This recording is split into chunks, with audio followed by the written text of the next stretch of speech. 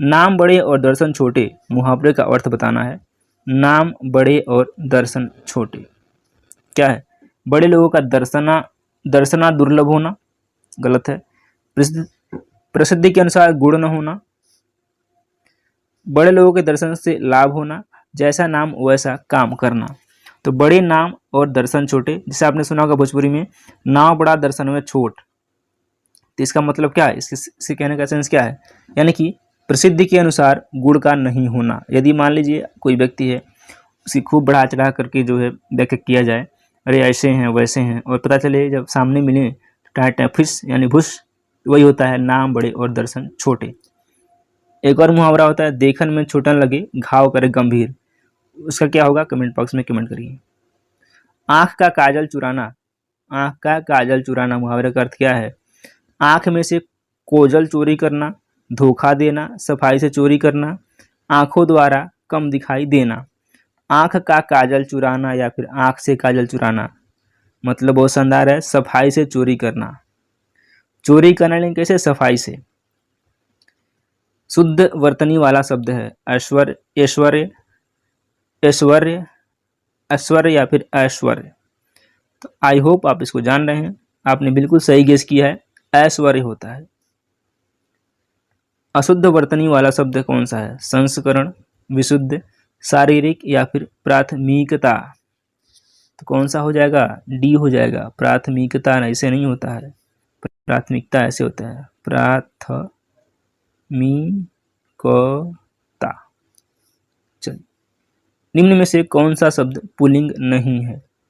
लाश, वैभव, होटल या फिर सौरभ।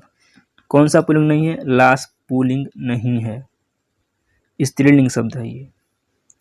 निम्न में स्त्रीलिंग शब्द कौन सा है? आशीष, सिंदूर, सुअर या फिर रबड़।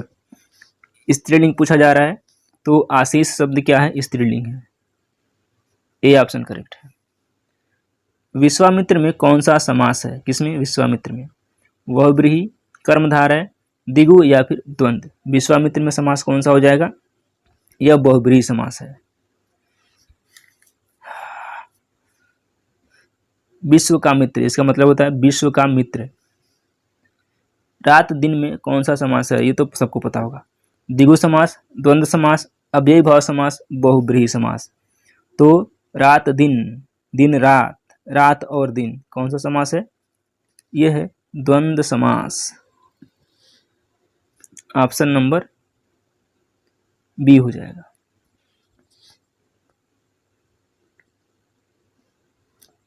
चलिए, बहु का बहुवचन क्या है? बहु का ही बहुवचन पूछ लिया। बहुएं, बहुए, बहुए, बहुएं या फिर बहुएं। बहु का बहुवचन थोड़ा सा टफ लग रहा है, क्या बहुएं होगा? ये ऑप्शन करेक्ट है, कोई टफ ऑफ नहीं है। श्रोता का बहुवचन शब्द है श्रोता, श्रोताएं, श्रोताओं, श्रोताओं या फिर श्रोतागण। श्रोता का बहुवचन कौन सा भाई साहब? श्रोतागण। श्रोताओं, श्रोताओं, श्रोताओं नहीं होता है, क्या होता है? श्रोतागण, श्रोतागण, नेतागण। मायाधीन का संधि विच्छेद बताना है। कौन सा शब्द है? मायाधीन। माया प्लस अधीन, माया प्लस आधीन, माया प्लस अधीने, माया प्लस अधीनो। ये भी गलत है, खरा खट्टा खट गलत। सही कौन सा होगा? माया प्लस अधीन, मायाधीन। ये खट से मारिए, चट से। सप्तर्षि में कौन सा संधि है? वृद्धि संधि, गुण संधि, स्वर संधि या फिर वृद्धि संधि। दो बार हो गया है। सप्तर्षि में गुण संधि है। कौन संधि है? गुण है, गुण। ऑप्शन नंबर बी हो जाएगा, गुण संधि। चलिए, तन्मय में कौन सा संधि है? तन्मय, व्यंजन संधि, विसर्ग संधि, स्वर संधि या फिर इनमें से कोई नहीं। तन्मय में संधि कौन है? व्यंजन संधि है, तन्मय। अर्क का अनेकार्थी शब्द है अर्क। सूर्य, इंद्र, विष्णु या फिर मेघ। अर्क का जो अनेकार्थी शब्द हो जाएगा वो हो जाएगा मेघ। डी ऑप्शन करेक्ट है। रसाल का अनेकार्थी शब्द नहीं है, इसमें नहीं है, पूछ लिया। आम, रसीला, ईंख या फिर अमरूद। 24 का पूछा जा रहा है तो अमरूद हो जाएगा, डी ऑप्शन। लास्ट क्वेश्चन, सर्वाधिक उपयुक्त वाक्य चुने। दुष्ट को सजा मिलनी चाहिए, अपराधी को सजा मिलनी चाहिए, अशिष्ट को सजा मिलनी चाहिए, शत्रु को सजा मिलनी चाहिए। सब तो सही लग रहा है भाई साहब, कौन सा गलत है? सब कौन सा उपयुक्त? अपराधी को सजा मिलनी चाहिए। सजा किसको मिलना चाहिए? अपराधी को, दुष्ट को नहीं। दुष्ट को सजा वजा नहीं मिलता है। तो ऑप्शन नंबर बी करेक्ट है। 25 क्वेश्चन था, उम्मीद करते हैं पसंद आया होगा। पसंद आए तो लाइक करें वीडियो को और चैनल को सब्सक्राइब जरूर करें, जिससे कि और भी वीडियो आपको मिल सके। धन्यवाद। रेखांकित पद में संज्ञा का नाम बताना है। अच्छाइयों, अच्छाइयों में संज्ञा कौन सी है ये बताना आपको। भाववाचक है, जातिवाचक है, व्यक्तिवाचक है, या फिर एक और दो दोनों है। कौन सी संज्ञा है ये बताना है। अच्छाइयों में अच्छाइयों को अपनाना सीखो। जो अच्छाइयों है इसमें किस तरह की संज्ञा है? तो जो संज्ञा है यह जातिवाचक है। कैसी संज्ञा है? जातिवाचक संज्ञा है। दूसरा ऑप्शन क्या है? सही है। अगला क्वेश्चन, सूची 1 को सूची 2 से मिलाना है। सूची 1 को सूची 2 से मिलाना है और देखते हैं कौन सा सूची सही है इसमें से। जल कैसी संज्ञा है? जल, देखिए ये इसमें से एक कहने के लिए 4 क्वेश्चन है, लेकिन इसमें कहने के लिए 1 क्वेश्चन है, इसमें 4 क्वेश्चन है। देखिए जल किस तरह की संज्ञा है? तो जल जो है वह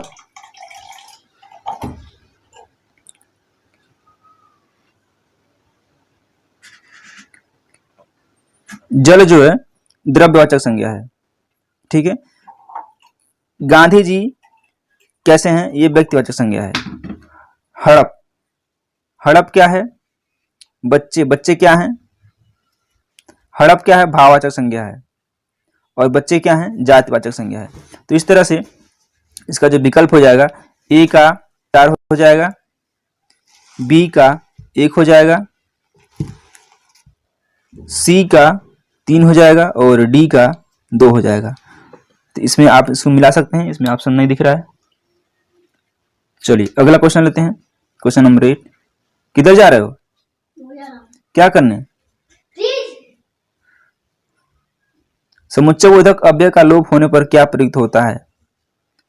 समुच्चय बोधक अव्यय का लोप होने पर क्या प्रयुक्त होता है?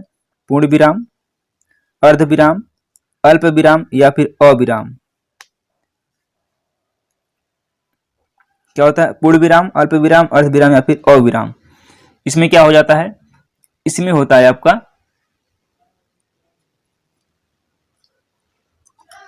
अल्प विराम। तीसरा ऑप्शन क्या है? करेक्ट है।